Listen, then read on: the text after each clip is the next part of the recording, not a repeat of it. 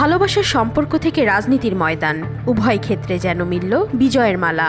ঢাকা বিশ্ববিদ্যালয় কেন্দ্রীয় ছাত্র সংসদ ডাকসু নির্বাচনে ছাত্রশিবির সমর্থিত ঐক্যবদ্ধ শিক্ষার্থী জোট প্যানেল থেকে এক দম্পতি একসঙ্গে জয়লাভ করেছেন। তারা হলেন রায়হান উদ্দিন ও উম্মে সালমা।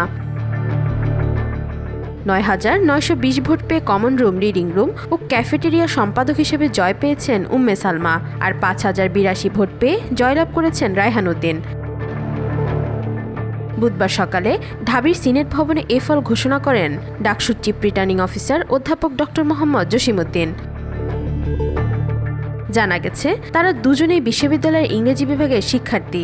রায়হান ১৮-১৯ সেশন ও উম্মে সালমা ২০২০-২১ সেশনের শিক্ষার্থী।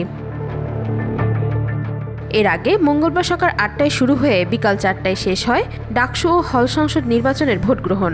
দীর্ঘ ৬ বছর পর মিনি পার্লামেন্ট খ্যাত ডাকসু ও হল সংসদ নির্বাচনে ৮টি কেন্দ্রে ৮১০টি বুথে ভোট গ্রহণ অনুষ্ঠিত হয়। এবারের নির্বাচনে ডাকসুর ২৮টি পদে প্রতিদ্বন্দ্বিতা করেছেন মোট ৪৭১ জন প্রার্থী। এর মধ্যে নারী প্রার্থী ৬২ জন। এবার মোট ভোটার ছিল ৩৯,৭৭৫ জন শিক্ষার্থী। এর মধ্যে ছাত্র ভোটার ২০,৭৭৩ জন ও ছাত্রী ভোটার ১৮,৯০২ জন। নির্বাচনে প্রায় ৮০% বেশি ভোট গ্রহণ করা হয়েছে। প্রায় ৫০০ প্রার্থীর ভিড়ে স্বামী স্ত্রী রায়হান উদ্দিন ও উম্মে সালমা একসঙ্গে বিজয় যেন প্রমাণ করল ভালোবাসা শুধু ঘরে নয়, রাজনীতির ময়দানেও সমানভাবে আলো ছড়াতে পারে।